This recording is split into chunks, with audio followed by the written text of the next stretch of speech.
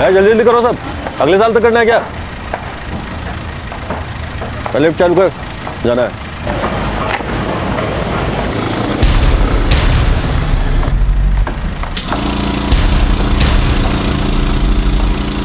कौन? अगर मर्द की औलाद है तो वहीं रुकना। अबे आ जाओ ऊपर।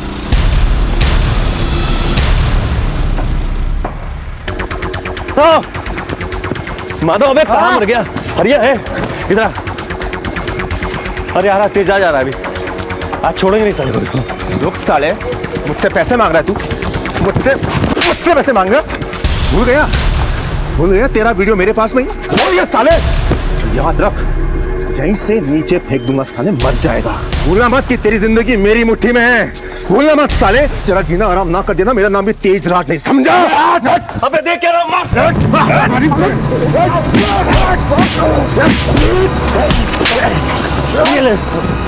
ये जो तुम दो तूने मारे ना वो रहे, और ये ले साला मुझे मारेगा।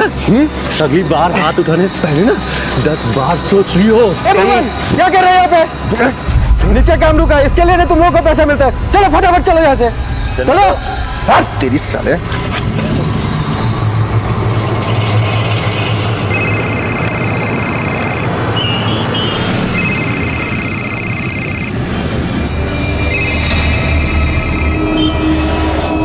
हेलो, ठीक, फोन पर ज्यादा बातें मत करो, मैं मिलकर बात करूंगा। छोड़ूंगा नहीं।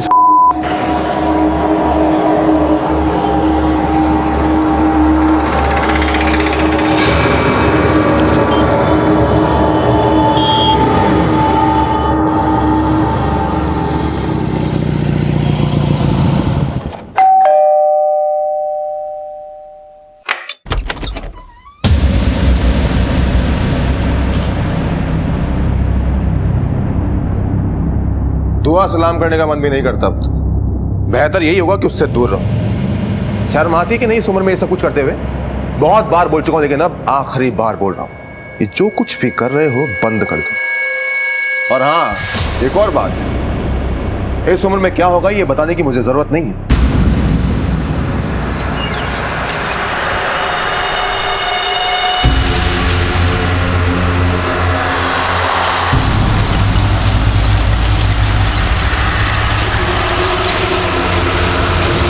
बड़ी मुश्किल से स्कूल की लैब से निकाल ले जो, बार बार ये काम हर सुकून होला। कितने रुपए हो गए? 500 रुपए।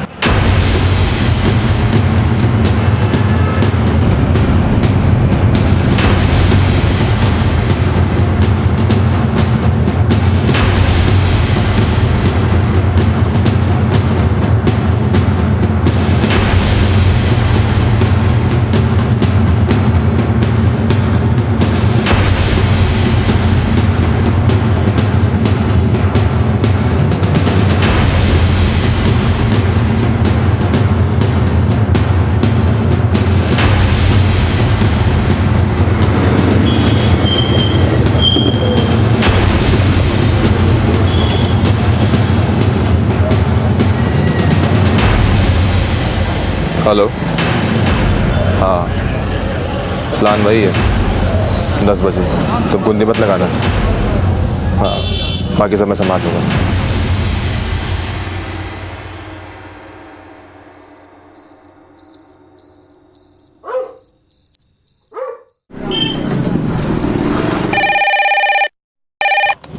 Hello, sub inspector Jagtap Singh. क्या?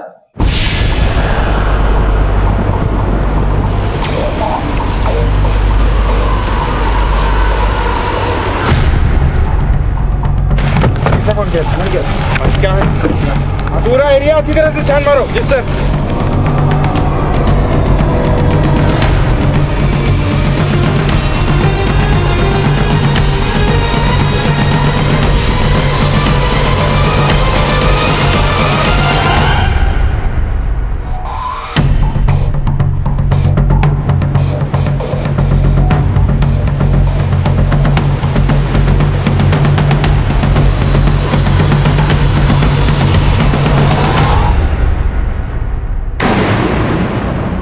अक्सर शिकारी जंगल में पूरी तैयारी के साथ शिकार करने निकलता है, लेकिन कई बार ऐसा होता है कि वो खुद शिकार बन जाता है। उस वक्त ना हाथ में रखा हथियार काम आता है और ना ही दिमाग। ऐसा ही कुछ जयपुर के तेजराज के साथ हुआ।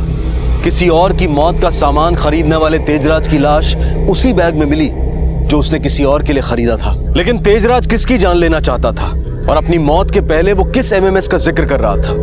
क्यों वो किसी के राज को दुनिया के सामने लाना चाहता था? पर अब तेजराज की मौत के बाद कई सवाल खड़े हो चुके थे। सर, मेरे पोस्टमार्टम रिपोर्ट्स, ये आदमी जिस वक्त मरा उस वक्त इस आदमी को किसी ने क्लोरोफॉर्म सुंघाकर बेहोश किया और शायद इसकी हत्या बेहोश करके की गई हो। बॉडी को देखकर ऐसा लगता है सर कि बड़ी बेरहमी से इसके बॉडी पार्ट्स को काटा गया है। और हाँ सर, रिपोर्ट्स के मुताबिक इस आदमी को 48 घंटे से ज़्यादा हो चुके हैं मरे हुए। एक बात और, चाकू को मैंने लैब में टेस्टिंग के लिए भेज दिया था, उस पर कुछ खून के ट्रेसेस मिले हैं जो इस आदमी के डीएनए से मैच करते हैं, और कोई फिंगरप्रिंट नहीं मिला है सर। जगताप, हमारे पास एक अनजान शख्स की लाश है, मर्डर का वेपन भी है, और जिस तरह से खून करके बॉडी को ठिकाने लगाया गया है उससे लगता है कि ये किसी कोल्ड ब्लडेड मर्डरर का काम है। एनीवे, इस आदमी का कोई क्लू?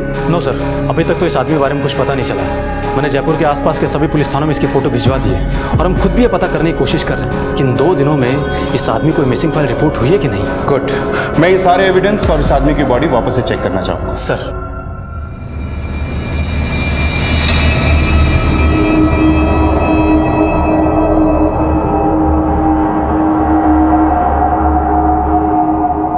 सर, ये बॉडी के कपड़े, एक चाकू जिसे हत्या की गई, एक बारकोड मिला सर साथ।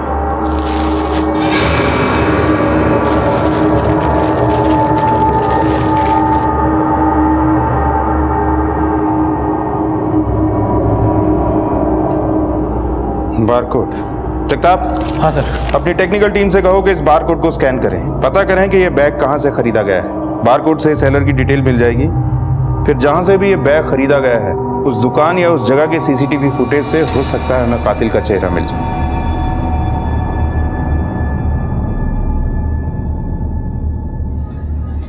पतंग? माँ, तुम मेरे लिए पतंग लाई है? हाँ बेटा, तुम्हें पतंग पसंद है ना? हाँ। इसलिए आपकी माँ आपके लिए पतंग लाई है। थैंक यू माँ। माँ, हाँ आज शाम को जल्दी आओगी ना?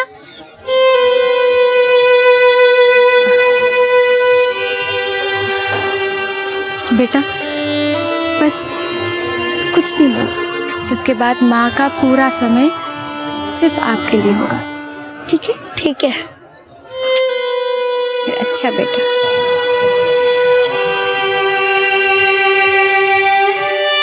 माँ देखो, मेरी पतंग उड़ रही है।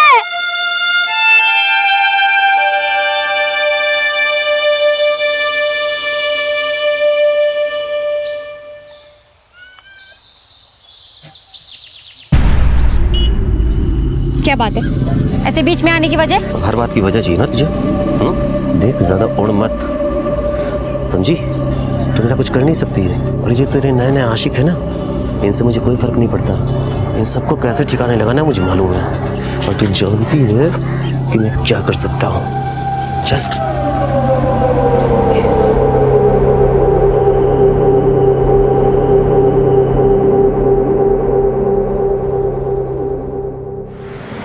ओके, ठीक है, ठीक।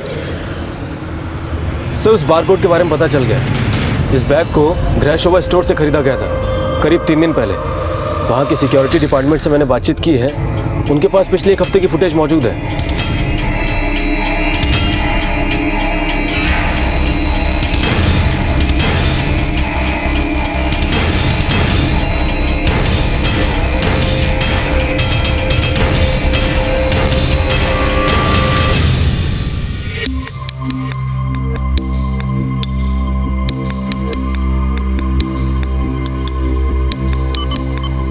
सर, यहाँ तो विक्टिम खुद है। सर, ये खरीदारी करीब 1:17 पे की गई थी, दोपहर में। बिल पे लिखे टाइम से हमें पता चल जाएगा कि आदमी कौन था। हमें ये बिल का डिटेल मिल सकता है? 1 सेकेंड सर। ये रही बिल की डिटेल। सर, ये देखिए, डेबिट कार्ड से पेमेंट किया गया था। इस आदमी का नाम तेजराज सिंघानिया है। इस कार्ड की डिटेल से इस आदमी के बारे में पूरी जानकारी हासिल करो और पता करो कि कार्ड के ट्रांजैक्शन में दिया गया ये नाम इसी आदमी का है या नहीं। अगर ये आदमी तेजराज सिंघानिया है तो इसके बैंक से इसके पूरे डिटेल हासिल करो। Okay sir. सर, ये रही इस कार्ड की डिटेल।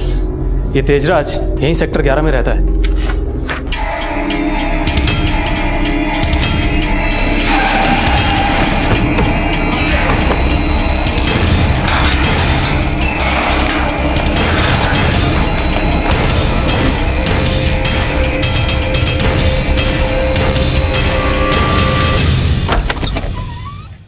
राइट जगताप, हाँ सर। Search everything.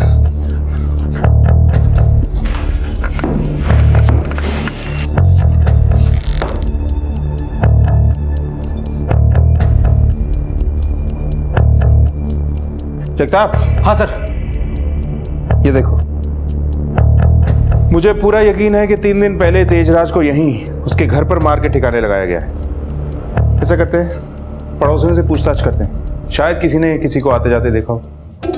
ये तेजराज करता क्या था? ये टाइल्स वाइल्स बनाने का काम करते थे। तेजराज के घर पे कौन कौन आता जाता था? आपने कुछ देखा था? अभी रात को 2 दिन पहले एक टेम्पो आया था, इनका टाइल्स का काम था, तो मैंने सोचा इसीलिए आया होगा। अंधेरा होने के कारण मैंने कुछ नहीं देखा। ठीक। सर, तेजराज के घर पे कोई औरत आती जाती थी, शायद तेजराज का उस औरत के साथ कोई चक्कर हो। ये पड़ोसी बता रहा था कि 2 दिन पहले जिस दिन तेजराज की मौत हुई, इसने एक टेम्पो इस गली में देखा था। अंधेरा होने की वजह से इसे कुछ साफ नजर नहीं आया। जगताप, एक काम करो। हाँ सर। इस आदमी का मोबाइल नंबर और ऑफिस का एड्रेस निकालो। अगर ऑफिस में कोई और काम करता है तो उससे भी पूछताछ करो। Okay sir.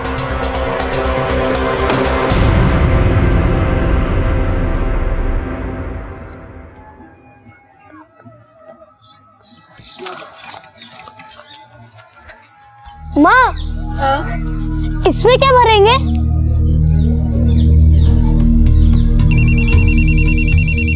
बेटा 1 मिनट पकड़ो।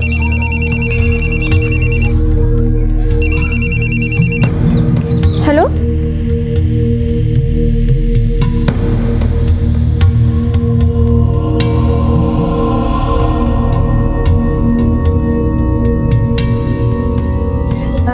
मयूर बेटा आप पढ़ाई करो, मैं भी आती हूँ। माँ, मत जाओ ना। बेटा मेरा जाना बहुत जरूरी है ना?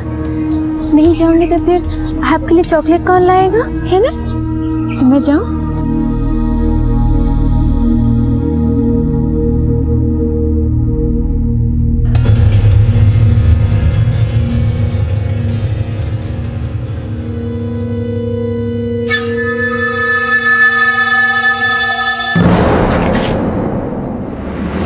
आप यहाँ?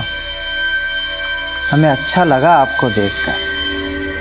अब कुछ ऐसा कर दीजिए कि मज़ा ही आ जाए। अब तो तुम तुम्हारे पति को भी नहीं बता सकती।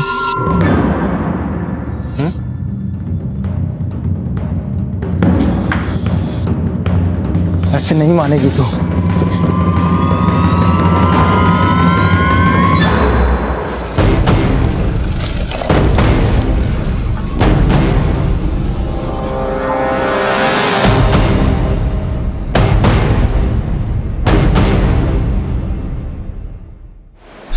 तेजस साहब के उनके पिता जितेंद्र सेठ से बिल्कुल नहीं बनती थी और यही वजह थी कि वो उस घर में रहकर भी बिल्कुल अकेले रहते थे।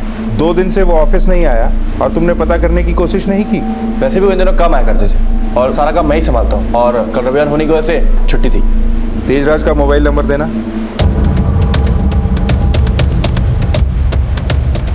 तेजराज का केबिन कहाँ है? ऑफिस इधर है, आइए मैं दिखाता हूँ। सर ये रहा उनका केबिन। ये कंप्यूटर तेजराज इस्तेमाल करता होगा। Yes sir.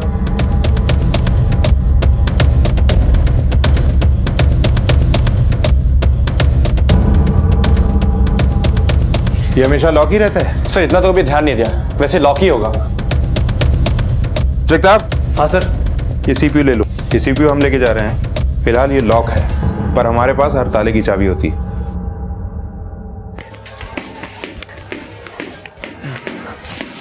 मयूर। हाँ पापा। बेटा मम्मी कहाँ है? मम्मी हाँ। मेरे लिए चॉकलेट लाने गई है।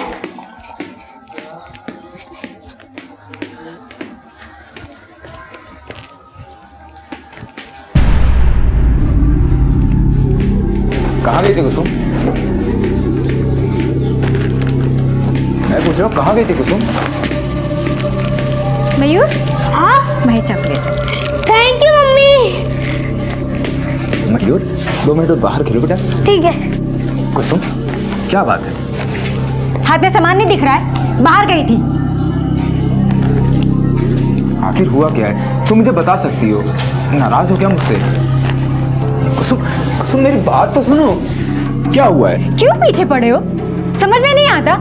एक बार बोला ना बाहर गई थी, दोबारा बोलो। नहीं तो बोलो, दोबारा बोलती हूँ।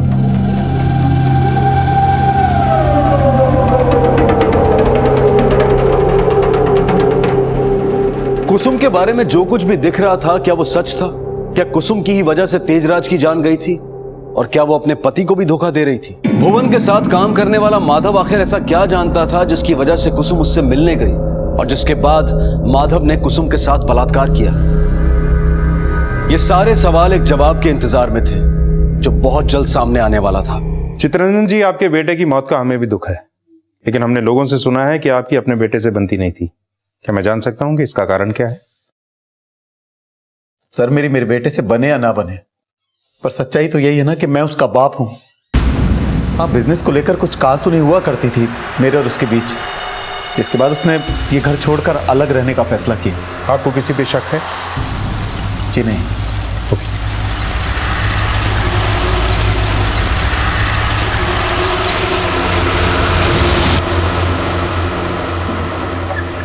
सर, तेजराज की कॉल रिकॉर्ड्स आ चुकी है।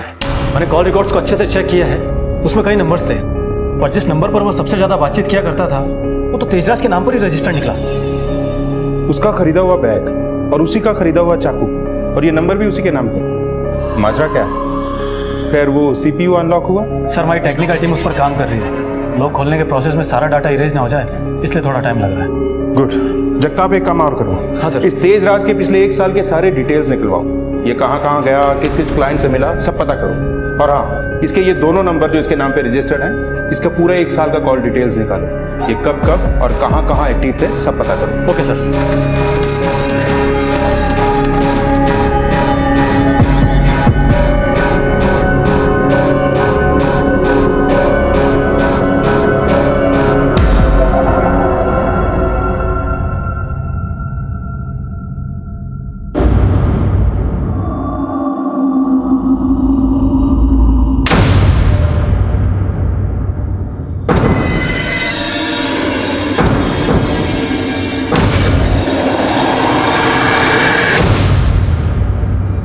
सर, ये देखिए, ये सारे अश्लील फुटेज हमें तेजराज के कंप्यूटर से मिले हैं। मैंने चेक किया था, इस आदमी का नाम भुवन है और शायद ये वही औरत है जिसको लोगों ने घूंघट में आते हुए देखा था। इस आदमी का फोटो मुझे तब दिखाई दिया जब मैं तेजराज की कॉल रिकॉर्ड चेक कर रहा था। मैंने कुछ और नंबर की भी डिटेल्स मंगवाए थे और इस आदमी के बारे में भी मैंने पता किया है। ये एक प्राइवेट कॉन्ट्रैक्टर है सर।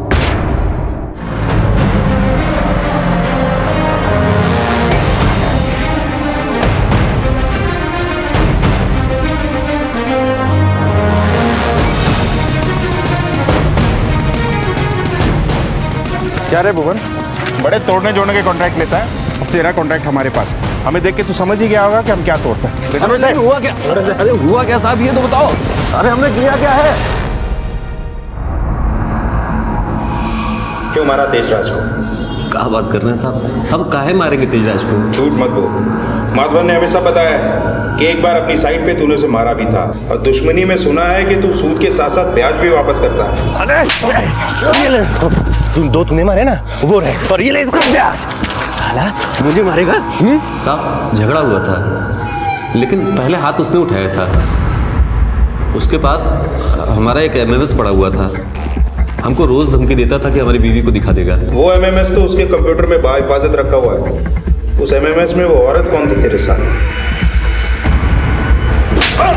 सब वो हमारे दोस्त दिनेश की पत्नी कुसुम थी। दिनेश टिफिन सप्लाई करने का काम करता था। कभी कभी मुझे मज़दूरों की कमी पड़ती थी तो मज़दूर भी सप्लाई करता था। इसी सिलसिले में उसके घर पे खाने वाने पे जाना आना हो जाता था। वहीं मेरी मुलाकात कुसुम से हुई। धीरे धीरे कुसुम पास आने लगी और एक दिन जब दिनेश घर पे नहीं था तो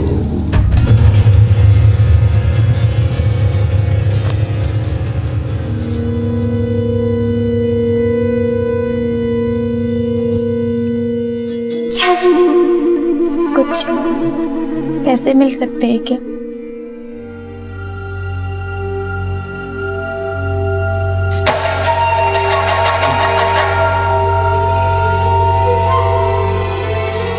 उसके बाद ही मुझे मालूम चला कि कुसुम का चक्कर मेरे ही साथ नहीं बल्कि और लोगों के साथ भी है। तेजराज के साथ भी उसका चक्कर चालू हो गया था। साहब, वो तेजराज कुसुम के पीछे पागल हो गया था। मुझे भी उसने धमकी दी थी कि कुसुम से ना मिलूं। इसी कारण हम लोगों के बीच मारपीट भी हुई थी। जिस रात तेजराज का खून हुआ उस रात तू कहाँ था? साहब, मैं अपनी बीवी के पास था। आपको यकीन ना हो तो पूछ सकते हैं साहब।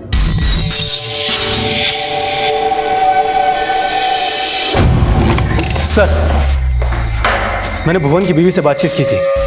वो उस रात अपनी बीवी के साथ घर पर ही था। मैंने फ़ोन लोकेशन भी ट्रेस किया था। फ़ोन लोकेशन भी घर का ही निकला। लेकिन हाँ सर, भुवन ने जो कुसुम का एड्रेस बताया था, उस एड्रेस पर तेजराज का दूसरा नंबर अक्सर एक्टिव था, जिससे उसे अक्सर कॉल्स आया करते थे। मैंने उस नंबर के मर्डर वाली रात के कॉल डिटेल मंगवाए। मर्डर वाली रात को भी वो नंबर वहीं एक्टिव था। इसका मतलब वो दूसरा नंबर कुसुम इस्तेमाल कर रही थी। जगताप, फौरन एक टीम तैयार कर दो। वक्त आ गया है कि इस केस में उठे हर सवाल का जवाब कुसुम अपनी जबान से दे। चलो कुसुम, मेरी बात तो सुनो। कुछ नहीं सुनना मुझे। बात समझने की कोशिश करो कुसुम। मैं तुमको समझाना चाहता हूँ। चुप रहोगे तुम? कुसुम, क्या हुआ सर? कुसुम के जाने का वक्त हो गया दिनेश। इसे कुछ जरूरी सवालों के जवाब देना है। चलो कुसुम, लेके चलो इसे। लेकिन साहब, हुआ क्या साहब? साहब, देखो कुसुम, जो नंबर तुम यूज कर रही हो वो तेजराज के नाम पे रजिस्टर्ड है। तुमने अपना नंबर अपने नाम पर क्यों नहीं खरीदा? क्योंकि साहब,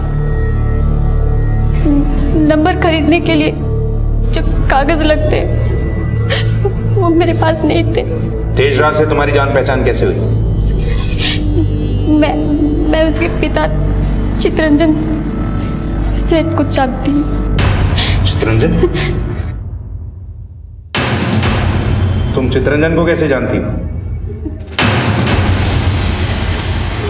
मैं सर अपने पति के साथ जगह जगह टिफिन बांटने जाया करती थी। उसी सिलसिले में मैं एक बार चितरंजन सेठ के ऑफिस भी गई थी। ये तुम्हारा इस महीने का टिफिन का हिसाब। बहुत बहुत शुक्रिया। कैसा लगेगा अगर इससे भी दोगुना पैसा हर रोज तुम्हारे हाथ में हो?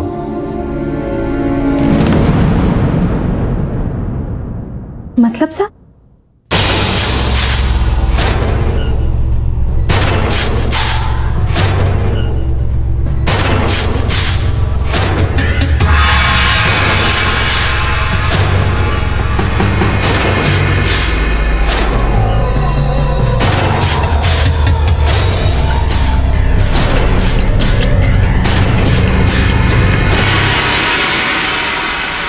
इसके बाद साहब मैं तेजराज से भी मिली।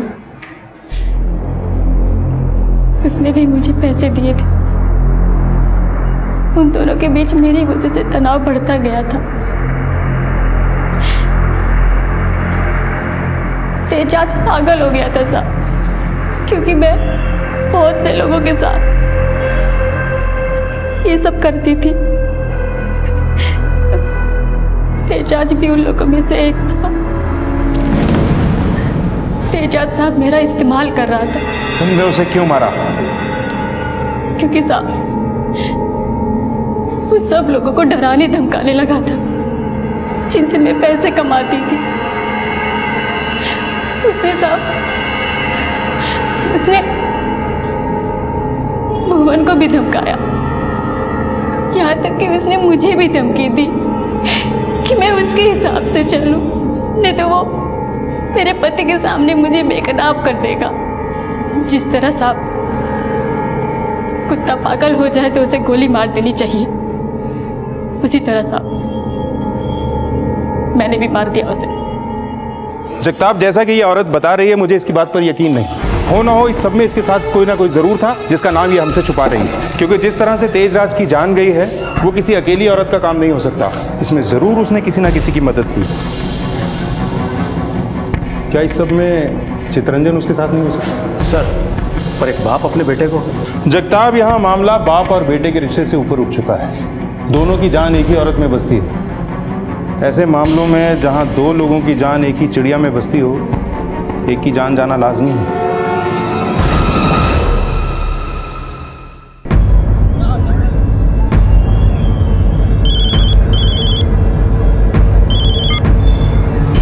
हेलो चित्रंजन जी, कहानी को इस तरह अधूरी छोड़कर जाना तो अच्छी बात नहीं है। क्या मतलब? अभी समझ जाओ।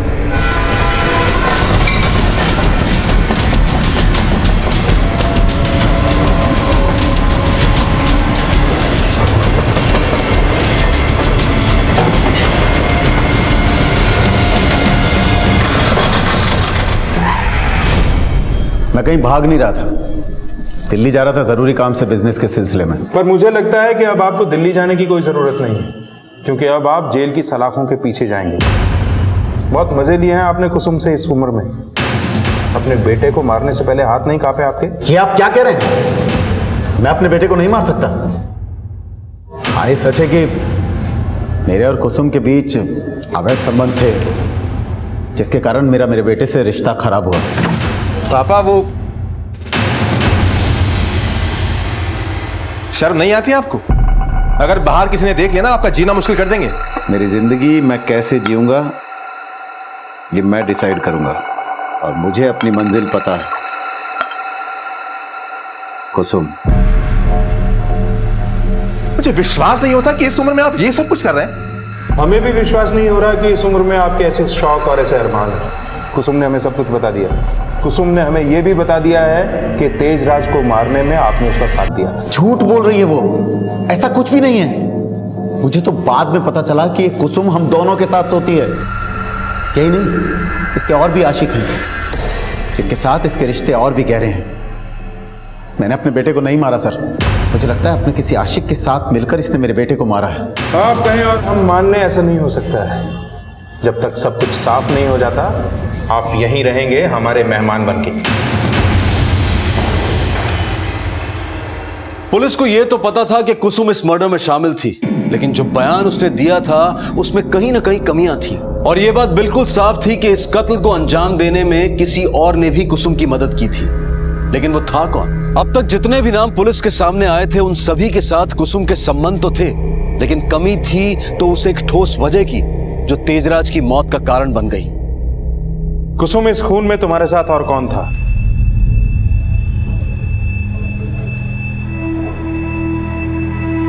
कोई नहीं साहब। मतलब एक 6 फुट के मजबूत आदमी को तुमने अकेले ही मार गिराया, वो भी एक छुरे से? नहीं साहब, पहले मैंने उसे क्लोरोफॉर्म सुंघाया, जिसकी वजह से वो बेहोश हो गया।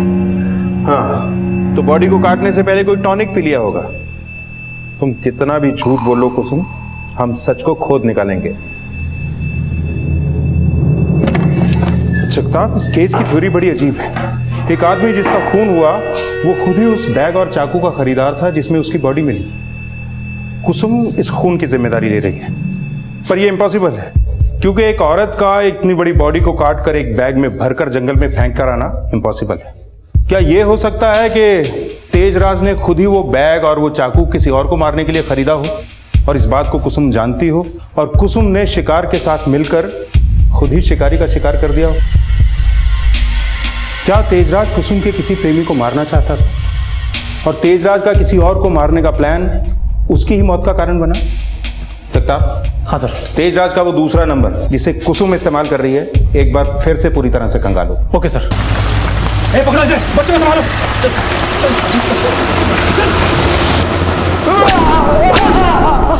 तेजराज को क्यों मारा तुमने? हाँ, क्यों मारा तेजराज को? साहब मैंने नहीं मारा साहब, मैंने नहीं मारा उसको। नहीं मारा तो ये सब क्या है? क्या साहब? तेरे कॉल रिकॉर्ड्स, लोकेशन डिटेल्स, सब कुछ। तू और कुसुम टच में थे। जिस रात तेजराज का कत्ल हुआ, उस रात भी तू वहीं मौजूद था, तेजराज के घर पे। बोल।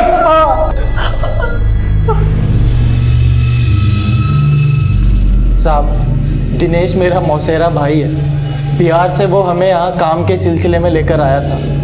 यहाँ आकर देखा, दिनेश सारे दिन दारू पीकर नशे में रहता था, और कुसुम ही सारा काम संभालती थी। हमें तो काम के नाम पर बस कुसुम पर नज़र रखनी होती थी साहब, और नज़र रखते रखते ना जाने कब हमारी नज़र खराब हो गई।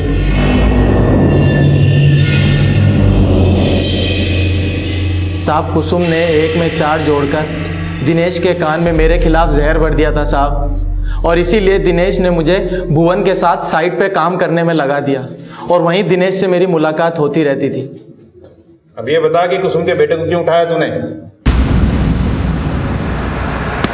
कौन है बे? तेरा बाप। अरे बाप से याद आया, तेरा बच्चा कहाँ है दिनेश? बच्चा? याद नहीं आ रहा? कोई बात नहीं, अभी लेकर चलता हूँ तेरे बच्चे के पास। चलो। अरे क्या कर रहे हैं साहब?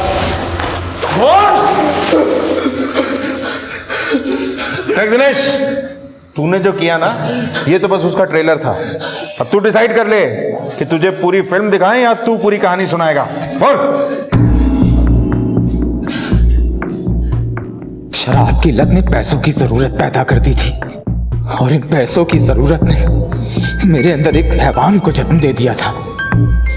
मैंने सोचा कि जुआ खेलकर अच्छा पैसा कमा लूंगा, पर नहीं साहब, वहां भी तकदीर ने मेरा साथ छोड़ दिया।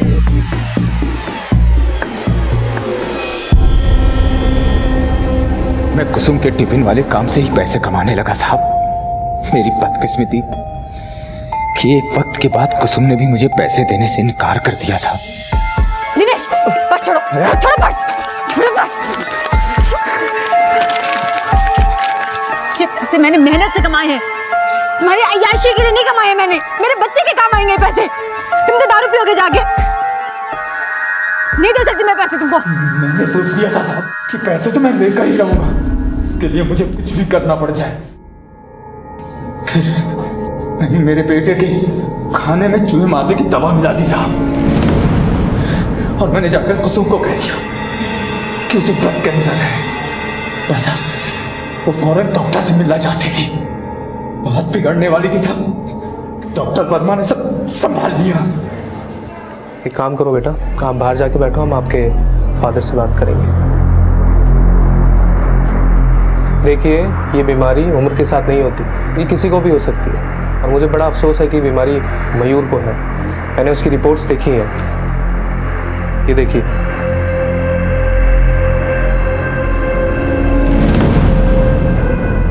उसका केस काफ़ी क्रिटिकल है, उसका इलाज हमें जल्द से जल्द शुरू करना होगा, और ये इलाज काफ़ी महंगा भी है, हमें इसमें लाखों रुपए लग सकते हैं। साहब, हम कहीं से भी करके सारे पैसे ले आएंगे, हम कुछ भी करेंगे, कहीं से भी इंतजाम कर लेंगे। आप बस मेरे बच्चे को बचा लीजिए, मेरे मयूर को आप बचा लीजिए। उसे कुछ हो गया तो मैं भी जहर खा के मर जाऊंगी साहब। मैं आपके सामने प्रार्थना करती हूँ साहब, मेरे बच्चे को बचा लीजिए, बचा लीजिए मेरे बच्चे को। मुझे मालूम था साहब कि मयूर को बचाने के लिए वो कुछ भी करेगी, बस मैंने उसकी मजबूरी का फायदा उठा लिया साहब। क्या बात है, आज बड़ी गुमसुम हो? मयूर के बारे में सोच रही हूँ, कहाँ से आएंगे इतने सारे पैसे,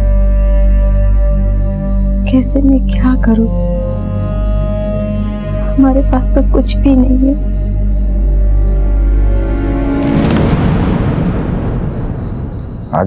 आज भुवन से मेरा झगड़ा हो गया था। क्यों, क्या हुआ? साले की हिम्मत तो देखो, कह रहा था कि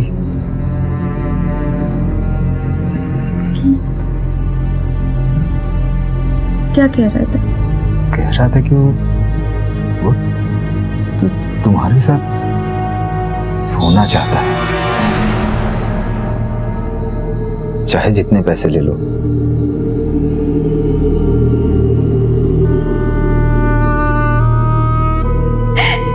ये सब मैंने अपने बेटे के लिए किया साहब, उसको बचाने के लिए ये सब मैंने किया।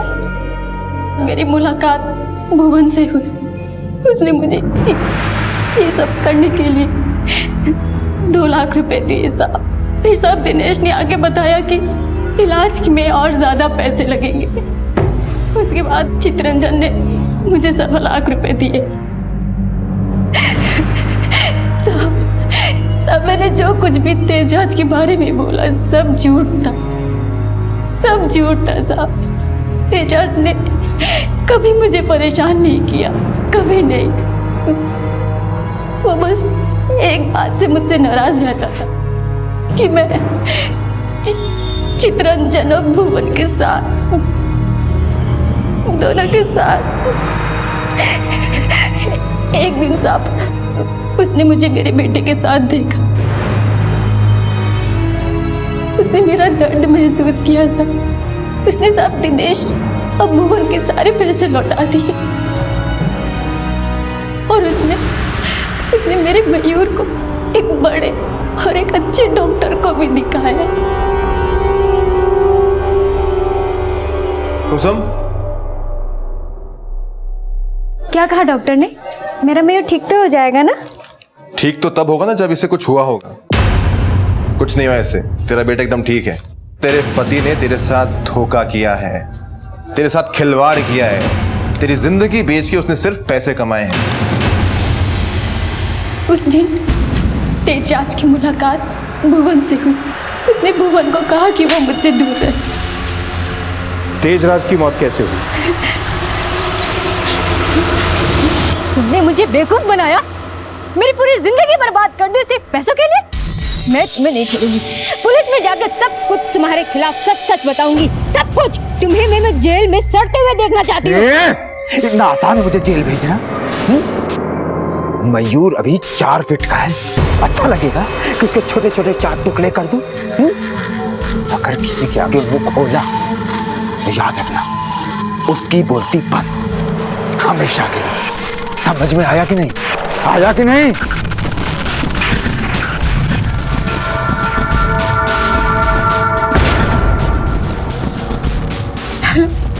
तेजराज वो मेरे बेटे को मार देगा, उसने मुझे धमकी दी है। ठीक, फोन पर ज्यादा बातें मत करो, मैं मिलकर बात करूंगा। छोड़ूंगा नहीं।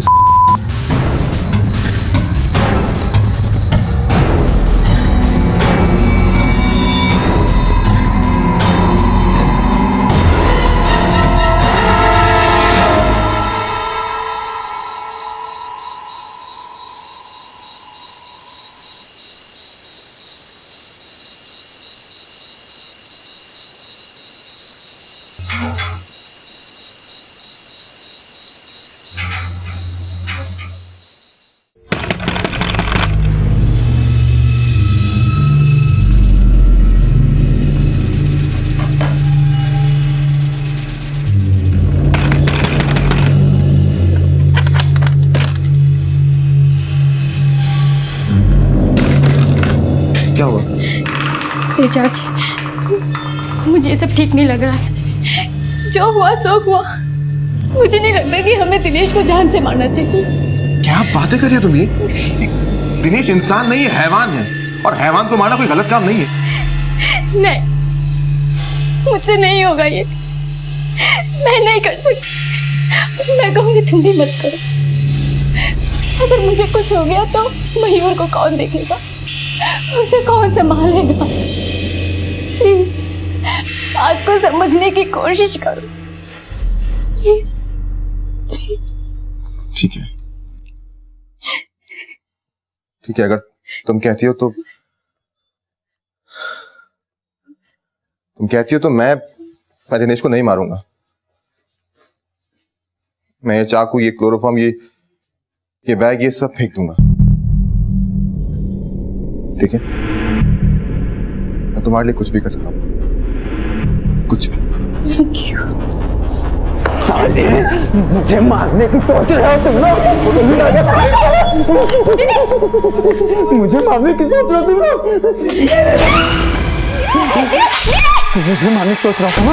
ले, मुझे मार।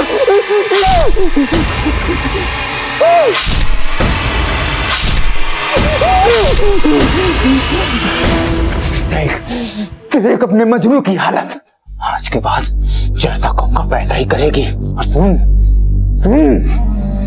पुलिस तक ये बात पहुंचाई ना तो तेरे बेटे को ऊपर पहुंचा दूंगा।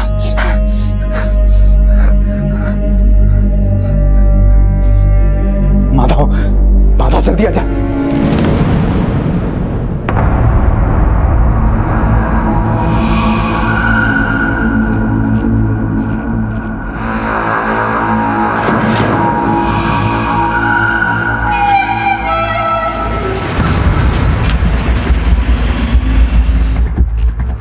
आखिरकार इस मर्डर मिस्ट्री की गुत्थी सुलझी। डॉक्टर वर्मा, दिनेश और माधव आज जेल की सलाखों के पीछे हैं। दिनेश नशे का आदी हो चुका था और यह नशा उसकी रोज की जरूरत बन चुकी थी। दिनेश की घटिया सोच उसके दिमाग में चिंगारी बनकर पनप रही थी, जिसने जुर्म को हवा दी। लेकिन इस हवा से फैली आग ने दो बेकसूर जिंदगियों को तबाह कर दिया। पर आखिर कुसुम की गलती क्या थी? क्या उसकी गलती ये थी कि वो अनपढ़ थी, जिसकी वजह से दिनेश के लिए उसे बेवकूफ बनाना आसान हो गया था? या उसकी गलती ये थी कि एक माँ होने के नाते अपने बच्चे को बचाने के लिए वो आग के दरिया में कूद पड़ी? कुसुम की अंधेरी दुनिया में तेजराज एक उजाले की तरह से आया था, जो कुसुम को चाहता था और उसे इस सबसे दूर ले जाकर एक अच्छी जिंदगी देना चाहता था। किसी भी पाक रिश्ते की शुरुआत एक आपराधिक सोच के साथ नहीं की जा सकती। तेजराज ने दिनेश को मारने की साजिश रची, जिसे किसी भी कीमत पर सही नहीं ठहराया जा सकता। भले ही उसका मकसद कुसुम को इस नर्क से निजात दिलाना हो, लेकिन इंसाफ कानून के हाथों होता है, जुर्म का सहारा लेकर नहीं।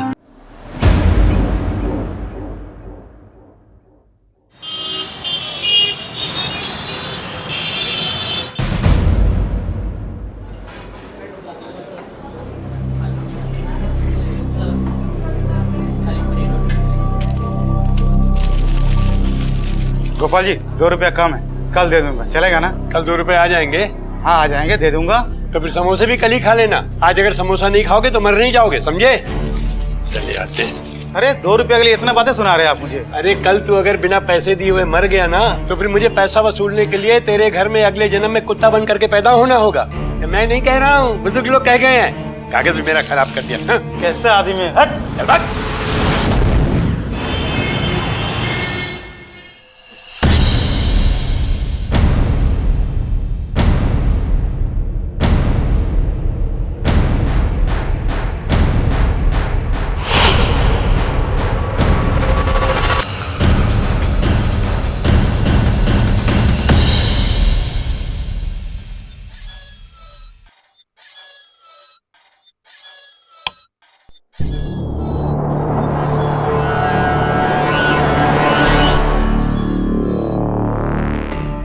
अरे उठिए, सुनिए, मुन्ना पालने में नहीं है। क्या? मुन्ना पालने में नहीं, देखिए। पालने में नहीं है? अरे देखो वहीं कहीं गिर गया होगा, उधर देखो। आप भी। अरे अमित, अमित। पकड़ो पकड़ो।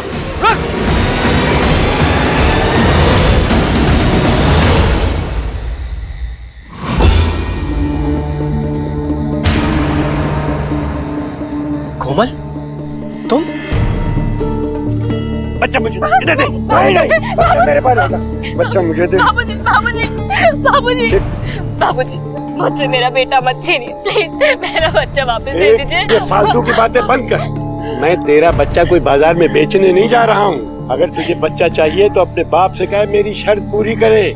जब तक पूरी शर्त नहीं होगी तब तक ये बच्चा मेरे पास जमा रहेगा, समझी तू? बाबूजी, मैं आपके पैर पड़ती हूँ, मुझसे मेरा बच्चा मत छीनिए। मत समझ कि तेरी इस हरकत में मैं तेरे पाँव नहीं तोड़ रहा हूँ, समझी? चल भाग यहाँ। तुम लोग यहीं खड़े रहोगे या अंदर भी चलोगे? मैं अंदर जाकर के बंद कर लूँ। चलो सब लोग अंदर। समझ बाबूजी। गोपाल के लिए पैसा खून से भी ज्यादा सुर्ख, गहरा और कीमती हो गया था, जिससे ज्यादा से ज्यादा बटोर लेने के पागलपन में अब वो हर रिश्ते की बोली लगाने लगा था, शर्तें रखने लगा था। और यही वजह थी कि उसके अपनों के दिल में भी हर बदलते पल के साथ उसके लिए नफरत बढ़ती जा रही थी।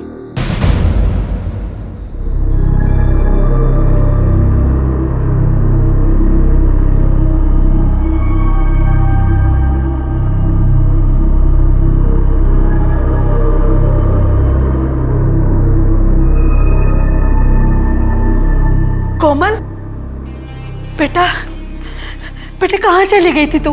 हाँ बोल ना, कहाँ चली गई थी? कोमल, मैंने तुम्हें मना किया था ना, उस लिचड़ के पास मत जाना। कैसे न जाती, मेरा बच्चा उनके पास। ये अकल तुम्हें पहले नहीं आई?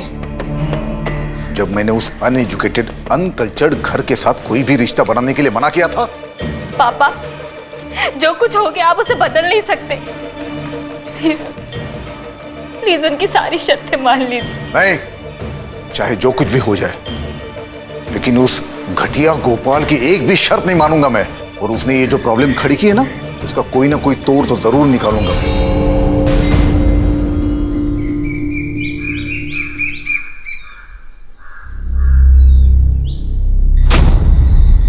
तो सामने से क्या खंभा जैसे आके खड़े हो गए? अरे लड़ना चाहते हो क्या? चाहे जितना अड़ लो या तन लो, मुझसे मेरी शर्त वापस नहीं करवा पाओगे। अब भरोसा ना हो तो इस बात की दूसरी शर्त लगा लो। तुम जैसे कई लंगूरों को अंदर करवाया मैंने, ये मत भूलना कि मैं एक इनकम टैक्स कमिश्नर था। हाँ, कमिश्नर थे, लेकिन अब सिर्फ हमारे समधी हो, वो भी लड़की के बाप। इसलिए मुंडी नीची करके इतना अच्छी तरह से जान लो, जब तक मेरी शर्त पूरी नहीं होती तुम्हारी लड़की ससुराल में कदम नहीं रख पाएगी और बच्चे को तो छू भी नहीं पाएगी। ए बुड्ढे, ज्यादा गुलाटी मत मार, नहीं तो ऐसा सबक सिखाऊंगा कि जिंदगी भर याद रखोगे।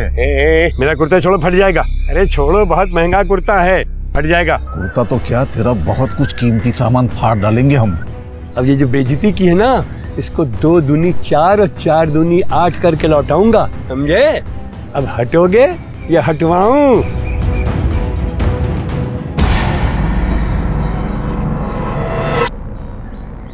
अरे कंचन, अमित के बाबूजी कहाँ गए?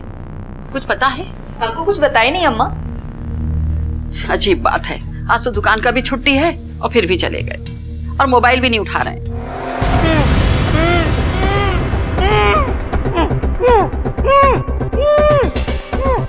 हाँ, अमित जी और देवर जी भी सुबह से कहीं गए हैं। जैसा बाप वैसे उसके बेटे। का नहीं आए हैं? अच्छा ठीक, हाँ।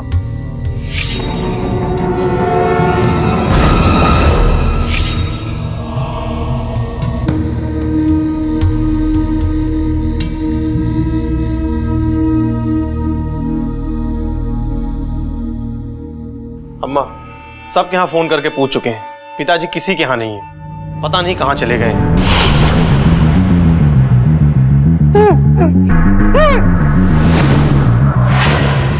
भैया, मुझे लगता है हमें पुलिस में रिपोर्ट करवानी चाहिए। कहीं ऐसा ना अम्मा उन्हें कुछ हो गया।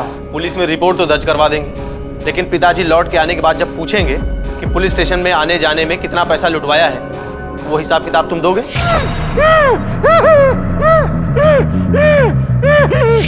ये लीजिए, आप लोग खीर खाइए। खीर? यहाँ पिताजी सुबह से गायब है, घर नहीं आए हैं और तुमको ये खीर सूझ रहा है? बाबूजी नहीं है तभी तो खीर बनाया है ना। अगर बाबूजी होते तो खीर बनाने देते क्या? नहीं ना। अभी आप लोग खीर खाइए ना, पता नहीं दोबारा फिर बनाने का मौका मिले या ना मिले। अरे इसमें काजू बादाम हिसाब से डाले हैं कि नहीं? पता है तुम्हारे बाबूजी एक काजू बादाम गिन गिन के रखते हैं। अरे बाबूजी आने से पहले हम बर्तन धुल के रख देंगे और उनको पता भी नहीं चलेगा। अभी अगर बाबूजी आ गए ना तो पता नहीं किस किस के जेब खर्च से पैसे काट लेंगे। चलिए सब मिलके हम खीर खाते हैं। अक्सर अपराध के पीछे 3 कारण होते हैं: संबंधों की उलझन, अहम और अहंकार में लिपटी बदले की भावनाएं, या फिर सब कुछ पाने, हासिल कर लेने का लालच और लोभ से भरी आतुरता। कानपुर शहर में 7 अप्रैल 2014 की सुबह अपराध का जो नया चेहरा सामने आया वो बेहद खौफनाक ही नहीं बल्कि हैरान कर देने वाला था। एक रेस्टोरेंट के मालिक की हत्या जहां कई सवालों के साथ सर उठाए खड़ी थी, वही खामोशी से ये बात भी बता रही थी कि इस बर्बर हत्या के पीछे ऐसा कुछ तो जरूर था जो नफरत से सड़कर बेहद कड़वा और जहरीला बन चुका था।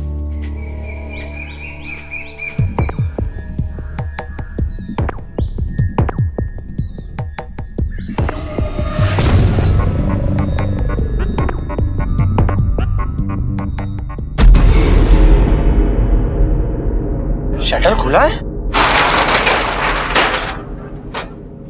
बाबूजी, बाबूजी,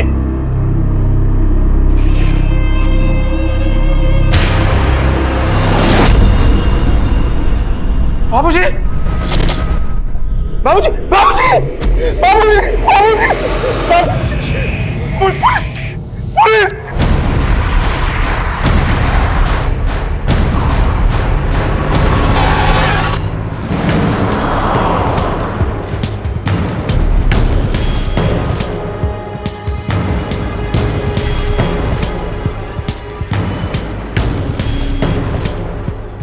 किसी ने बहुत बेरहमी से मारा इसे, जानबूझकर ऐसे मारा है किसी ने या लड़ाई झगड़े में हुआ है?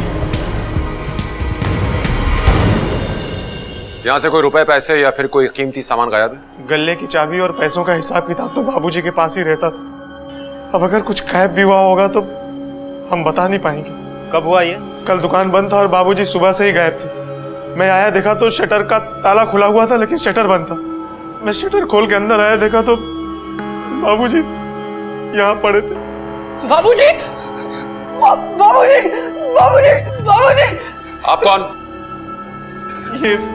ये मेरा छोटा भाई है, समर्थ।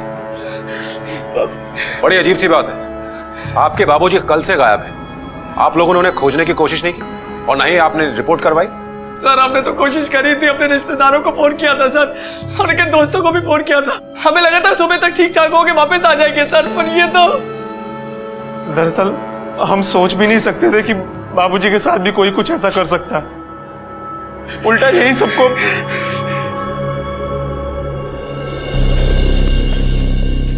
कल तुम लोगों में से कौन कौन आया था? सर कल दुकान बंद था। कोई सामान चोरी हुआ यहाँ से? नहीं सर। देखिए फिलहाल आप लोगों में से बिना पुलिस को इन्फॉर्म किए शहर से कोई नहीं जाएगा। जा लाश को पोस्टमार्टम के लिए भेजो। Yes sir.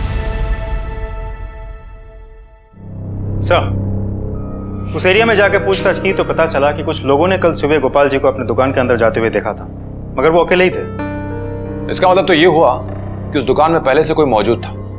उसने खून किया और उसके बाद मौका देखकर शटर डाउन किया और भाग गया। लेकिन सर वहां पहले से ही कोई कैसे हो सकता है? क्योंकि अमित जी ने हमें कहा था गोपाल जी के पास एक ही चाबी होती है जो दुकान की ओरिजिनल चाबी है। तो ऐसा भी हो सकता है कि गोपाल जी के बाद वहां कोई आया हो। चलो चलकर देखते हैं कि कौन उनसे इतनी नफरत करता था। सर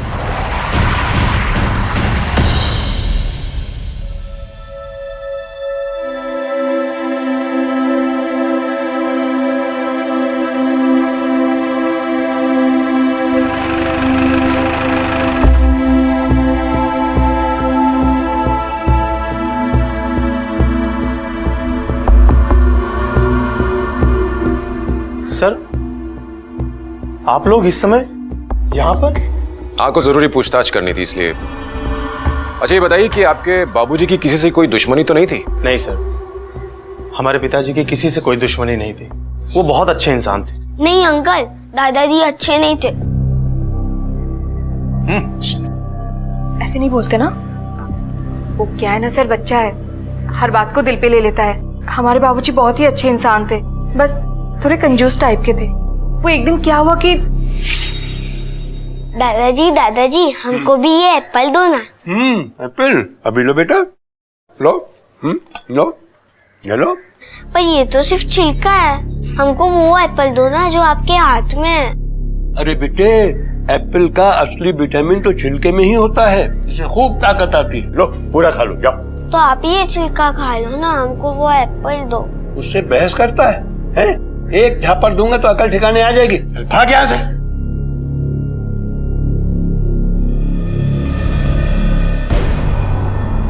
हाँ सर, ये सच है कि हमारे पिताजी थोड़े कंजूस जरूर थे, लेकिन हम सब ने इसको अपना किस्मत मान लिया था। हम लोगों को इससे कोई तकलीफ नहीं थी, कोई शिकायत नहीं थी। साहब, अमित बेटा ठीक ही कह रहा है, पर वो जैसे भी थे घर तो उन्हीं से चलता था।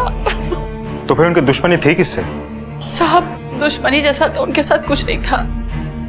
हाँ, वो हमारे समझी थे ना, उनके ऊपर खार खाए बैठे हुए थे। समधी यानी कि आपके पिताजी? नहीं, इसके ससुर जी, हमारी देवरानी कोमल के पिताजी। सर पर वो कल ही कहीं शहर से बाहर चले गए हैं।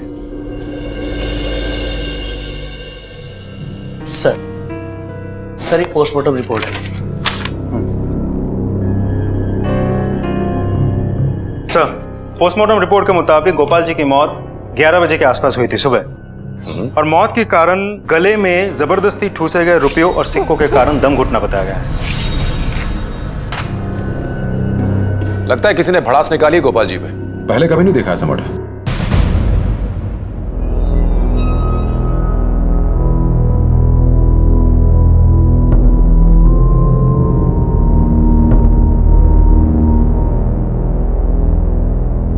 माँ, अरे बेटा तू आप लोग यहाँ पर? हाँ पापा, अब हम यहीं रहेंगे। क्यों? गोपाल तो मर गया, अब क्या प्रॉब्लम है उस घर में? अंकल वो भैया ने दुकान पर और घर पर सब चीजों पर कब्जा कर लिया है। करे कौन तेल में बनाया है जलेबी? कितनी बार बोला है कि पुराने तेल और चाशनी में जलेबी बनाया कर? हाँ? समझ में नहीं आता है तुमको? करो तेल इस्तेमाल करेंगे तो लोग बीमार पड़ जाएं। चुप! तुमको पगार कौन देता है? हम ना। तो हमारी बात सुन, उन लोगों की बात काहे सुनता है? अभी इसको ले जा, पैक कर और घर भिजवा दे मेरे पत्नी के हाथ में, ठीक है? और वही पुराने तेल और चाशनी में नई जलेबी बना। चल घर भिजवा इसको। तुम्हारे भाई ने कब्जा कर लिया और तुम मेरे घर पर कब्जा करना चाहते हो? नहीं अंकल, ऐसा नहीं पापा, ऐसी बात नहीं है। बस कुछ ही दिनों के लिए, जब तक इनकी नौकरी नहीं लग जाती। इसे जमाई बनाना मेरी मजबूरी थी, लेकिन घर जमाई हरगिज नहीं। पर पापा ऐसे में हम लोग जाएं कहाँ? ठीक है, अगर ऐसी बात है तो तुम यहां पे रुको, लेकिन एक शर्त पर। 1 महीने की मोहलत देता हूं। 1 महीने के अंदर अपने रहने के लिए दूसरा ठिकाना खोज लेना।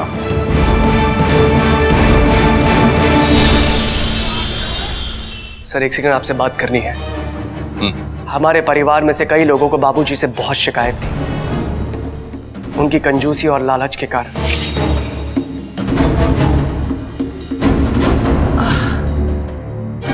गठिया के कारण जमीन में बैठना बड़ा मुश्किल हो गया है। अरे कम से कम डाइनिंग टेबल खरीद लिए होते तो कम से कम खाना तो आसानी से खा सकते थे। अरे बैठ के नहीं खा सकती हो तो खड़ी होकर के खा लिया करो। अब डाइनिंग टेबल और कुर्सियां लेंगे, उतने पैसे अगर बैंक में रहेंगे तो उसके ब्याज से तुम्हारी गठिया का इलाज तो हो पाए।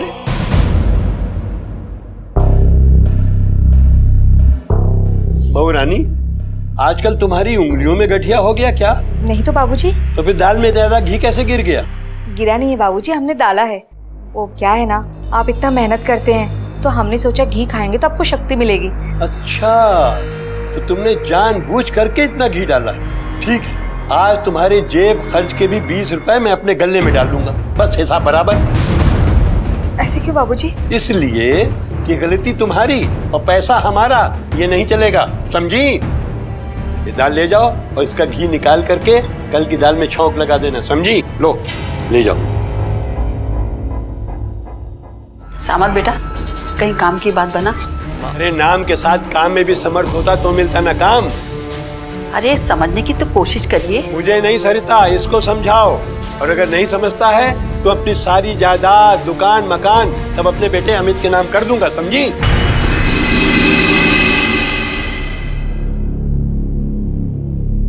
देवर जी, आप भी खाना खा लीजिए। नहीं भाभी, कुछ वक्त मुन्ने के साथ बिता ले। कंचन, आप ना हमसे बात मत करिए। जब भी हम आपकी बात सुनते हैं ना, सब काम गलत हो जाता है। अरे हुआ का? इतना जोर जोर से बोल रही हो, आंगन में सब बैठे, सुन लेंगे तो गजब हो जाएगा। क्या हुआ? आप ही ने तो कहा था उस बुड्ढे को घी पिला, बुड्ढा खुश हो जाएगा और खरीदारी के लिए पैसा देगा। उस बुड्ढे को तो घी चटवाने से अच्छा होता मैं किसी सांप को दूध पिला देती। कंजूस कहीं का। आपको पता है हमारा मन क्या कर रहा है? कहाँ?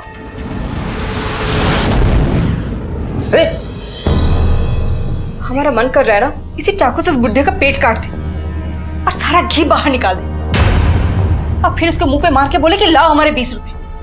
अरे हर बात पे जेब खर्च से पैसे काट लेते हैं, आखिर कब तक चलेगा ऐसा? जब वो मरेंगे ना तो घर में और दुकान में जितना घी तेल है उसी से उनको फूंक देंगे। उनकी आत्मा का तो पता नहीं, लेकिन हमारे दिल को बहुत ठंडक पहुंचेगी। बाबूजी का हत्यारा हमारे परिवार में से ही कोई होगा। तो फिर तुम हत्यारे क्यों नहीं हो सकते हो? क्योंकि सर मुझ में उतनी हिम्मत नहीं है।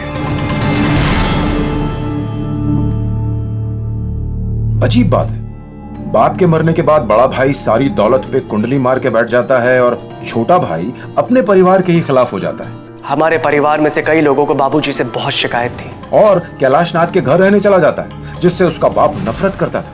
ये कैलाशनाथ वापस आया क्या? जी मैं कैलाशनाथ, गोपाल जी का समधी, रिटायर्ड इनकम टैक्स कमिश्नर। सुना है काफी नाराजगी थी आपकी गोपाल जी से। जी नहीं, नाराजगी तो नहीं थी, ये कह लीजिए दुश्मनी थी। नफरत करता था मैं उससे। हमारे साथ आइए। गोपाल जी के लिए आपकी नफरत और दुश्मनी कितनी थी, हमें ये जानना है। आज के दौर में हम सब अपनी सोच के चेहरे पर समझदारी का एक मुखौटा लगाकर जरूर चलते हैं, ताकि संबंधों में गर्माहट बनी रहे और हम दूसरों की नफरत का शिकार ना बने। लेकिन कैलाश ने सबके सामने अपने इस मुखौटे को उतार कर रख दिया था और जाहिर कर दिया था कि वो गोपाल के मरने के बाद भी उससे कितनी नफरत करता था। जाहिर था कि इस हत्या के कर्ता और कारण की तलाश में जुटी पुलिस ने कैलाश नाथ को पूछताछ के लिए बुलाया और अब कुछ ऐसी अहम बातें सामने आने वाली थी जो ये तय करती कि क्या कैलाश नाथ की नफरत इस हद तक बढ़ चुकी थी कि वो अपना नियंत्रण खोकर अपने समधी गोपाल की हत्या कर बैठा। ऐसा क्या कर दिया था उन्होंने कि आपकी रिश्तेदारी दुश्मनी में बदल गई थी? रिश्तेदारी गाय की, ये तो हमने समझौता कर लिया था अपनी बेटी की जिद के कारण, वरना ऐसे चिल्लर चोर को मुझ जैसा इनकम टैक्स कमिश्नर अपने सामने खड़ा भी ना होने दे। आप ही का वेट कर रहे थे। जी जी जी, आइए प्लीज कम।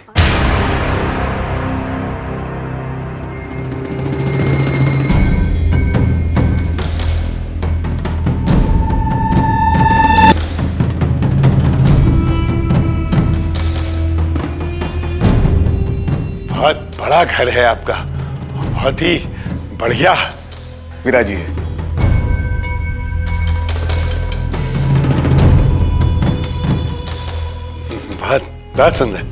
बहुत सुंदर है आपका घर। थैंक यू जी। अरे कविता, इनके खाने पीने का इंतजाम। अरे नहीं बहन जी, बस आपका घर देख के ही मेरा पेट भर गया। लगता है कैलाश जी ने अंडर द टेबल खूब मलाई चाटी है।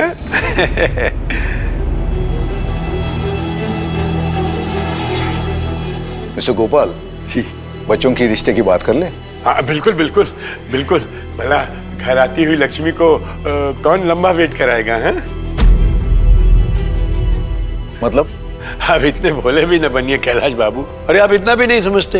अरे भाई, आपकी घर की लक्ष्मी मेरे घर आएगी तो खाली हाथ तो आएगी नहीं।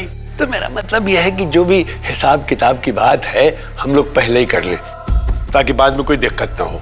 तो आपको दहेज चाहिए? हाँ, अब कोई हम अपना लड़का कोई फोकट में तो आपको थोड़े दे देंगे।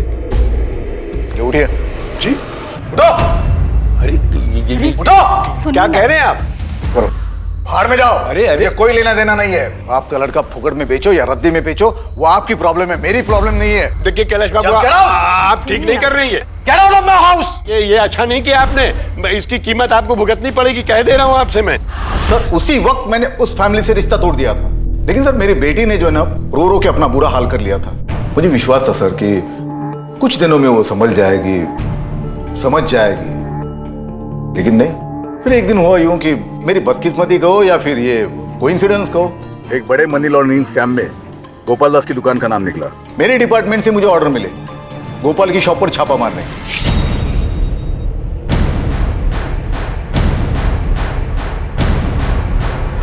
शटर नीचे कर दो, एक लाइन में खड़े हो। लाइन में खड़े हो जाओ। एक लाइन में खड़े हो जाओ। अरे कैलाश जी, ये सब क्या हो रहा है? क्या है ये सब? इनकम टैक्स रेड है, दिखता नहीं?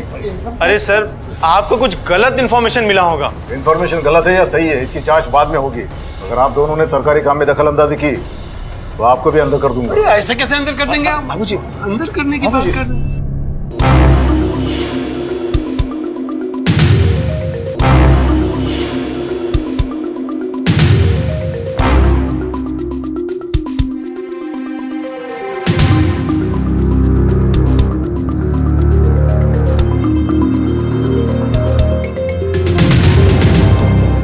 तरुण यादव। Yes sir. तलाशी लो। Yes sir.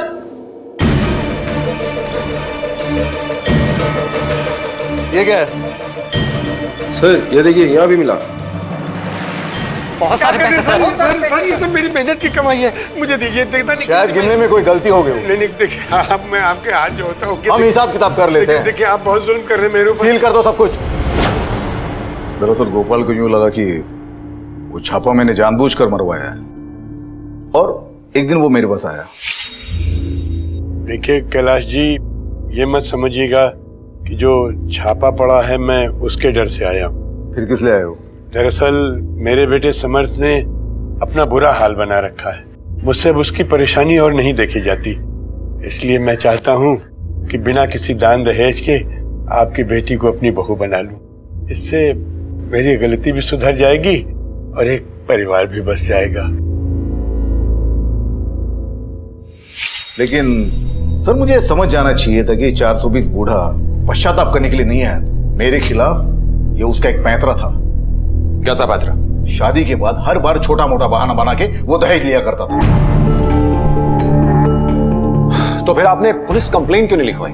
सर देखिए, एक ही बेटी मेरी, पैसों की लालच में ये बूढ़ा कहीं उसका घर न तोड़ दे, इस डर से मैंने उसकी हर बात मान ली। लेकिन सर इसी वजह से उसका कॉन्फिडेंस बढ़ गया, हर छोटी मोटी बात पर वो शर्त रखने लगा। जैसे इनकम टैक्स न देने पर तुम्हारे पिताजी ने मेरी दुकान के बाहर बड़ा सा ताला लटकवा दिया था, वैसे ही जब तक तुम अपने पिताजी से 20 लाख रुपए ससुराल टैक्स के लेकर के नहीं आ जाती हो, तब तक तुम्हारे लिए भी इस घर के दरवाजे पर उतना ही बड़ा ताला लटका हुआ मिलेगा तुम्हें।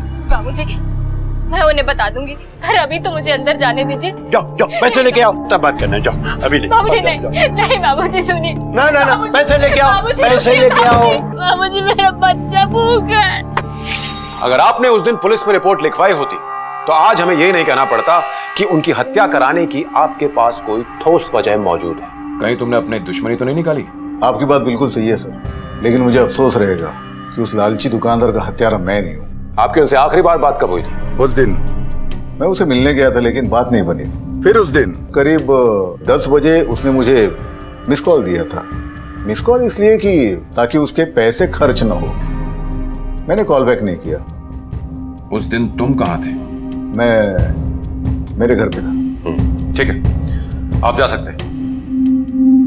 Thank you inspector.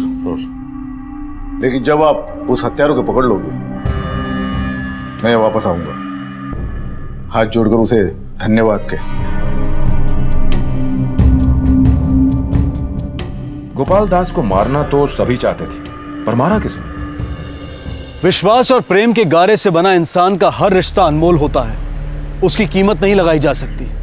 लेकिन जब उस रिश्ते में अविश्वास और लालच का दीमक लगने लगता है, तब गहरे से गहरे रिश्ते की इमारत भी पलक झपकते ही टूटकर बिखर जाती है। गोपाल के लालच ने परिवार के हर रिश्ते को खोखला कर दिया था। प्रेम और विश्वास की जगह नफरत और षड्यंत्र ने ले ली थी, और यही वजह थी कि अब सिर्फ कैलाशनाथ ही नहीं, परिवार का हर सदस्य संदेह के घेरे में आ गया था। सर गोपाल जी का फोन रिकॉर्ड्स आ गए हैं। उन्हें आखिरी कॉल 7 तारीख को यानी कि हत्या वाले दिन सुबह 10 बजे आया था। और उन्होंने अपना आखिरी कॉल किसे और कब किया था? सर 3 दिन पहले अपनी ही दुकान पे। और उन्हें आखिरी कॉल किसका आया था? सर कॉल किसका आया था ये तो नहीं पता चला, लेकिन अपने ही दुकान के लैंडलाइन नंबर से। इसका मतलब एक बात पक्की है झा, कि जब गोपाल दुकान पर पहुंचा उस वक्त हत्यारा दुकान के अंदर पहले से ही मौजूद था। उसके पास दुकान की चाबी थी और गोपाल उसे जानता भी था। सर फिर तो हत्यारा परिवार का ही कोई है, या फिर करीबी कोई जिसकी पहुंच उस चाबी तक थी। लेकिन सर कैलाश जी के पास भी तो हत्या करने की ठोस वजह थी। वजह तो थी झा, लेकिन उनके पास दुकान की चाबी कैसे आ सकती है? एक काम करते हैं, दुकान चलते हैं।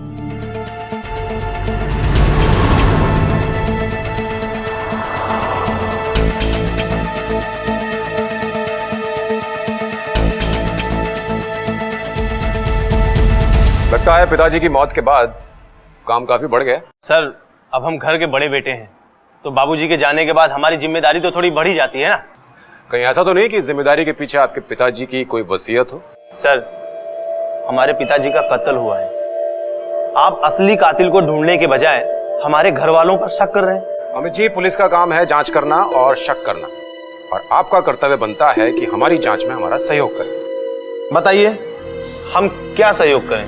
अपनी दुकान की ओरिजिनल चाबी दीजिए। जी जी हाँ, ये हो सकता है अब वो चाबी ही इस हत्या के रहस्य का ताला खोल दे। लाइए लीजिए।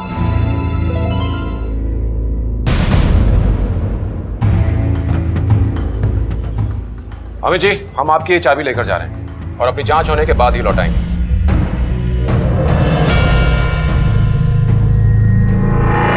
पुलिस को अब सिर्फ उस डुप्लीकेट चाबी बनाने वाले की तलाश थी, और उन्हें उम्मीद थी कि उसके बाद अपराधी बच नहीं सकेगा। लेकिन सवाल यह था कि क्या पुलिस को वो चाबी मिल जाएगी, या फिर वो चाबी उन्हें एक बार फिर से उलझा कर रख देगी।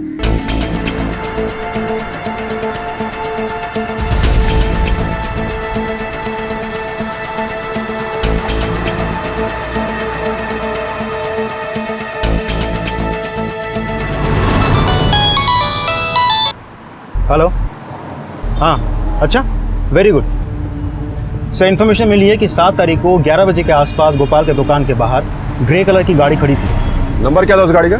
सर नंबर के बारे में तो कुछ पता नहीं चला, लेकिन गाड़ी के नंबर प्लेट पे इनकम टैक्स डिपार्टमेंट लिखा था।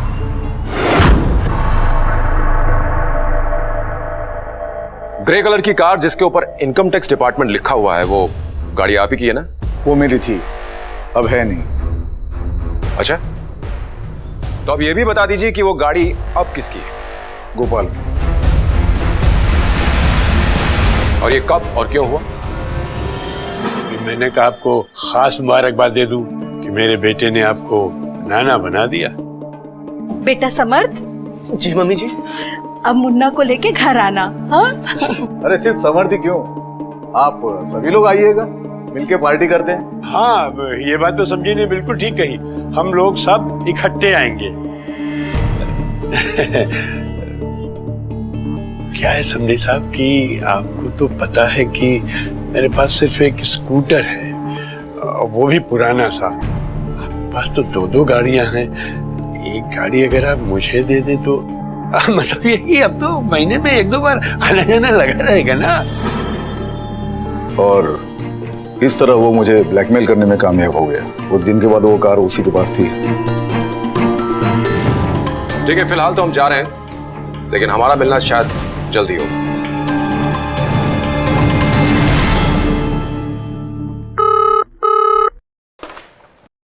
इंस्पेक्टर अरुण रावत है?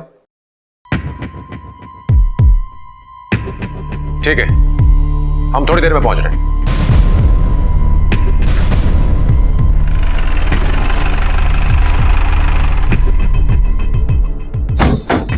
जय हिंद साहब।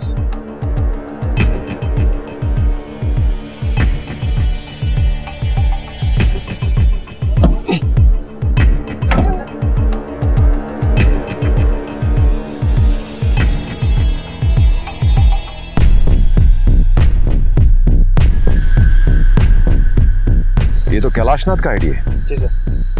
लेकिन गोपाल का मर्डर तो उसकी शॉप पर हुआ था। फिर इस गाड़ी को यहां तक चलाकर कौन लाया? और ये खून किसका है इसमें? एक काम करो सर, इस आईडी को फॉरेंसिक लैब भेजो, मालूम पड़ना चाहिए खून किसका है। और इस कैलाशनाथ को तुरंत पुलिस स्टेशन बुलाओ। सर मेरी कार के बारे में मैं पहले ही आपसे कह चुका हूँ। रही बात मेरे आधार कार्ड की, वो तो कुछ दिन पहले गुम हो गया। मुझे तो लगता है कोई मुझे फंसाने की कोशिश कर रहा है। अक्सर जब सबूत अपराधी को घेरने लगते हैं, हर अपराधी यही कहता है कि मुझे फंसाया जा रहा है। खैर, अब आप ये भी बता दीजिए कि आपका वो आईडी कब और कहां खोया था? Sir 1 minute. ये सर गाड़ी में आई कार्ड पे जो खून लगा हुआ था वो इंसान का नहीं था। इंसान का नहीं था? मतलब? सर मुर्गे का खून था। मुर्गे का खून? इसका मतलब ये कैलाशनाथ सच बोल रहा है, इसे जानबूझकर फंसाया जा रहा है। अच्छा, उस डुप्लीकेट चाबी के बारे में कुछ पता चला?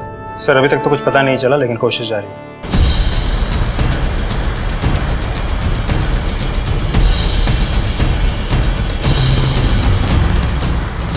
चाचा, हाल फिलहाल में साबुन के छाप लेकर आपसे ऐसी चाबी किसी ने बनवाया क्या?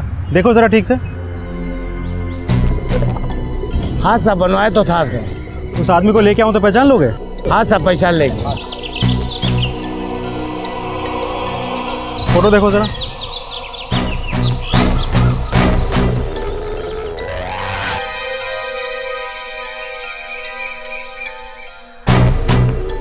हाँ साहब, पहचान आई आदमी।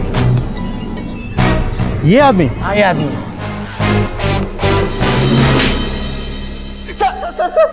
सर हमने चाबी बनवाई जरूर थी सर, पर हमने हमारे पिताजी का कत्ल नहीं किया है। क्यों बनवाई थी चाबी? बोल। चोरी करने के लिए।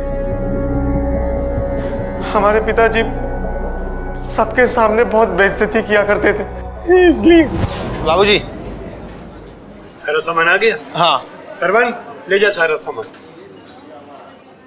तो पैसे वैसे बचे, सब लुटा आया? हाँ, ये 50 रुपए बचे भी हैं, और ये लिस्ट। मैंने तुझे 5,000 रुपए दिए थे, ये 4940 का हिसाब है। 50 रुपए तूने मुझे वापस किए, 10 रुपए कहाँ गए? 10 रुपए बाबूजी मैंने भिखारी को दे दिया।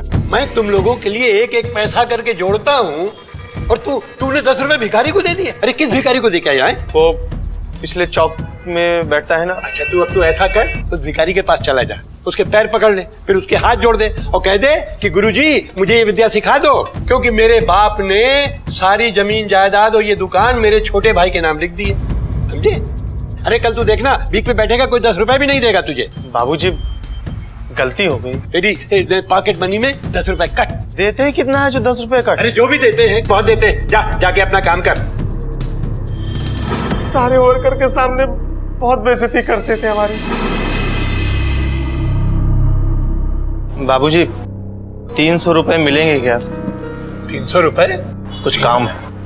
ठीक है। सरवन इधर तो आ। जी शेठ जी। ये अपना टेबल साफ करने वाला कपड़ा इसे दे दे। क्यों शेठ जी? आज से तेरा काम ये करेगा। ये क्या कह रहे हैं बाबूजी आप? तुझे 300 रुपए चाहिए ना, और उसी का जुगाड़ कर रहा हूँ। मैं समझा नहीं। अरे समझदार होगा तब समझेगा ना।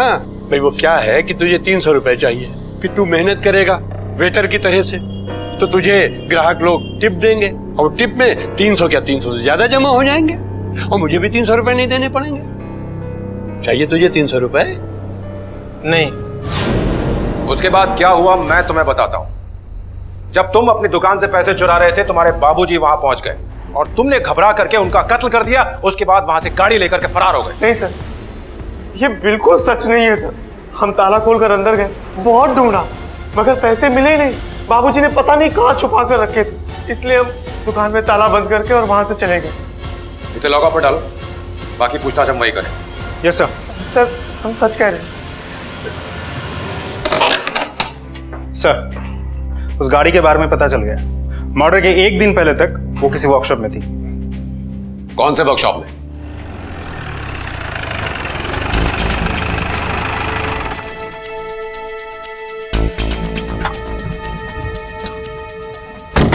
ये फोटो देखो जरा, ये गाड़ी आई थी। जी सर, पर इसमें कोई खराबी नहीं थी, इसलिए फोन करके वापस करवा दी। किसको फोन किया था? सर नाम तो नहीं बताया, बट हाँ उनका ड्राइवर आया था अगले दिन गाड़ी लेने। ड्राइवर? ये गोपाल जैसे कंजूस आदमी के पास ड्राइवर कहां से आ गया? अच्छा, इस ड्राइवर का नाम बता सकते हो? सर नाम 1 मिनट चेक करके बताता हूँ। हाँ।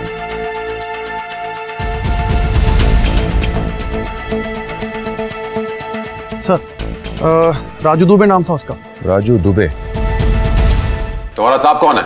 साहब वो गोपाल जी थे ना, उनका बेटा।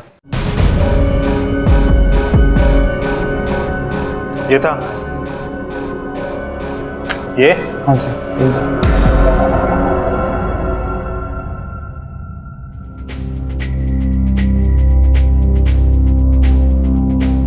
अरे समर, इंटरव्यू कैसा हुआ आपका?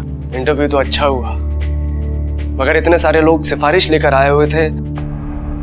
तुम अपने पापा से बोल के अगर रेकमेंड करवा दो तो शायद काम बन जाए।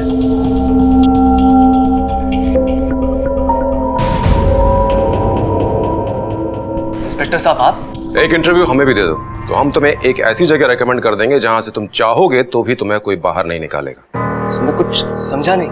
तुम्हें अपने पिता गोपाल की हत्या के आरोप में और कानून को धोखा देने के आरोप में गिरफ्तार किया जाता है। नहीं सर, मुझे अपने लालची और कंजूस बाप से पैसे नहीं चाहिए थे।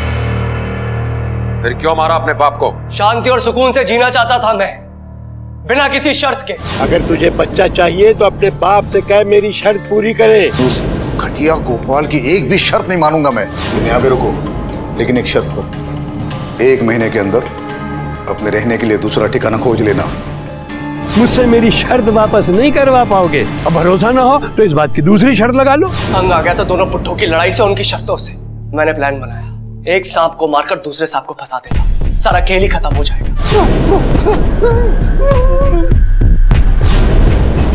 फिर मैंने कैलाश जी का आईडी चुरा ली ताकि उन्हें फंसा सकूं, और फिर उस गार्ड पर मुर्गे का खून लगाकर उसकी गाड़ी में फेंक दिया ताकि सारा शक उस पर जाए।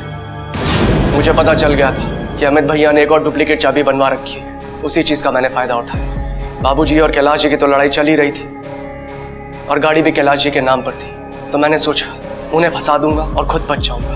और अपराधी यही सोचता है कि वो अपराध करने के बाद कानून से साफ साफ बच जाएगा, लेकिन वो ये भूल जाता है कि पुलिस अपराध के दाग खोजते खोजते उन तक पहुंच जाती है ताकि समाज को साफ सुथरा रख सके। याद रखें, लालच एक ऐसी प्यास है जिसे आप जितना बुझाने की कोशिश करेंगे ये उतनी ही और लगती जाएगी। गोपाल का लालच भी एक ऐसी ही प्यास थी जिसने उसके साथ साथ उसके घर परिवार का सुख चैन भी छीन लिया। ज्यादा पैसा बटोरने के लालच में उसके द्वारा लगाई गई शर्तों ने न सिर्फ उसकी जान ले ली बल्कि परिवार के कई और लोगों की जिंदगियां भी बर्बाद कर दी। आज उसका अपना ही बेटा उसका हत्यारा बनकर जेल की सलाखों के पीछे पहुंच गया है। कोमल से उसका पति जुदा हो गया और उसके बेटे से उसका पिता। याद रखें, सुख से जीने की सिर्फ एक ही शर्त है और वो है संतोष।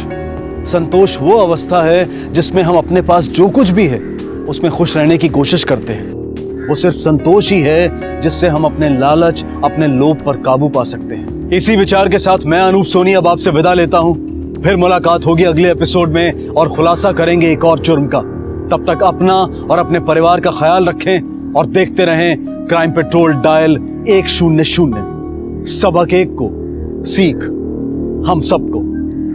जय हिंद। क्राइम पेट्रोल के और भी दिलचस्प कहानी देखने के लिए हमारे चैनल को सब्सक्राइब करें और बेल आइकॉन दबाना न भूलें।